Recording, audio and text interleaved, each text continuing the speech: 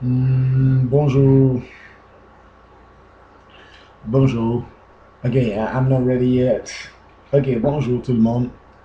Je ne veux pas me présenter, mais je demande à tous ceux qui vont écouter ce petit épisode de ma vie qu'ils puissent comprendre l'importance de la détermination dans la foi, l'importance de la détermination dans le service, euh, que nous rendons à Dieu, l'importance de la détermination et de l'endurance dans ce que nous faisons. La conviction est très importante et si nous manquons de conviction, nous ne serons jamais assez efficaces dans le service de Dieu. J'étais élève et c'était dans les années 90, non, je crois 80. Dans les années 80, j'étais en classe de première. Et, tandis que j'étais en classe, on était à un cours de philosophie. Et j'avais un professeur du nom de Ogoumont, je crois que c'est David ou quelque chose comme ça, mais le nom de famille c'était Ogoumont. Et c'était mon professeur de philosophie et il avait pour tendance dans la classe à me ridiculiser parce que j'étais presque le seul chrétien de la classe. Et il avait tendance à chaque fois ridiculiser ma foi, ridiculiser la parole de Dieu. Et chaque fois qu'il donnait un cours, soit sur, sur Platon ou sur Aristote, quel que soit le cours, il arrivait à introduire un petit piment contre Dieu juste pour se détendre et pour se moquer. Et un jour, c'était un lundi matin, après le dimanche, on était en classe et il donnait le cours. Je crois que c'était un prélude au cours que nous devions avoir. Et en préliminaire, il a commencé à m'attaquer en disant je n'arrive pas à comprendre comment un jeune homme aussi intelligent que toi, enfin, j'étais son élève, donc il avait tout droit de me tutoyer. Donc, un étudiant comme toi puisse croire que une femme puisse enfanter sans avoir eu de rapport sexuel avec un homme. Et toute la classe a éclaté de rire, les gens se moquaient de moi parce que je croyais en la naissance de Jésus sans l'apport d'un homme. Je voyais en la parole qui disait que Marie a été couverte par le Saint-Esprit et que par la puissance du Saint-Esprit est tombée enceinte sans que Marie n'ait connu d'homme et que euh, des suites de cette manifestation, elle a eu un fils qu'elle a nommé Jésus. Et donc, il me rendait ridicule, il se moquait de moi dans la classe. Et je lui ai dit, est-ce que je peux dire un mot? Et il était tout content parce que, pensant il détenait la connaissance et que j'étais un élève, à son avis, rien d'important ne pouvait sortir de moi. Mais vous savez, Dieu a une manière d'agir et je veux glorifier Dieu pour la sagesse. Et je demande à tous les chrétiens, à toutes les chrétiennes dans le monde entier de prier pour la sagesse. C'est vraiment très important. Non seulement la sagesse, mais aussi la connaissance.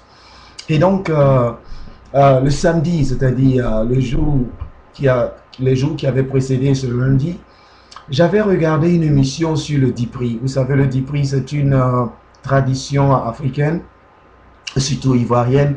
Ça se passe surtout dans le sud-est de la Côte d'Ivoire.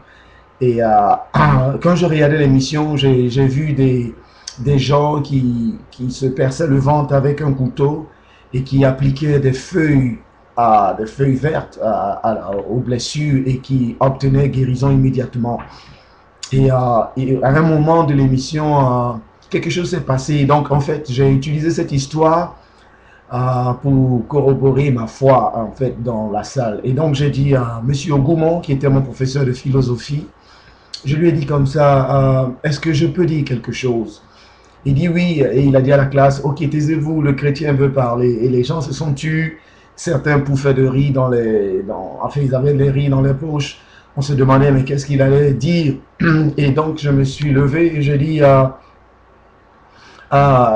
j'ai regardé une émission le samedi sur le Dipri.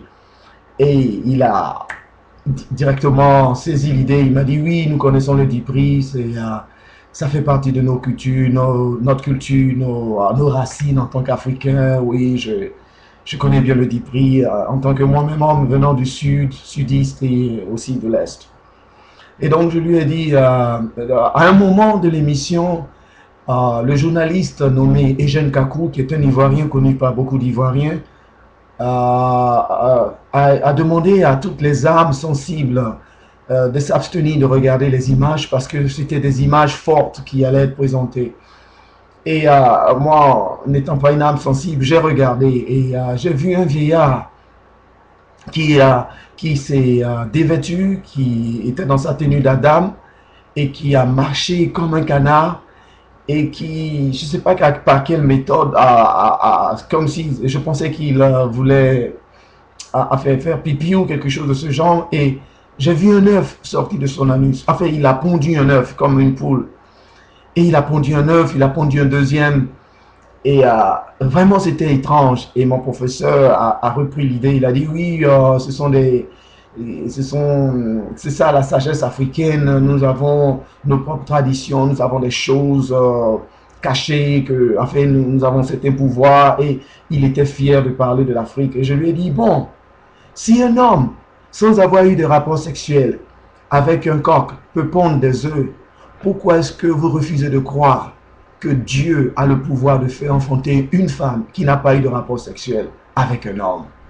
Et quand je dis ça, il y a eu un silence dans un moment, et ensuite la classe, vraiment c'était, les élèves se sont mis à applaudir et à crier de joie, ils étaient vraiment étonnés. Et c'est vrai, et non seulement je le dis à M. Ogoumont, mais je le dis à tous ceux qui sont africains, qui se réclament de la tradition africaine, qui ont vu des expériences de ce genre, et qui acceptent cela, qui croient à cela, et qui ne posent aucun doute à tous ces faits mystérieux, et à tous ces mystères qui se produisent autour d'eux, qui croient facilement, mais qui ont des difficultés à croire que le Dieu de l'univers, l'Éternel Tout-Puissant, a le pouvoir de faire enfanter une femme sans qu'elle n'ait eu des rapports sexuels avec un homme.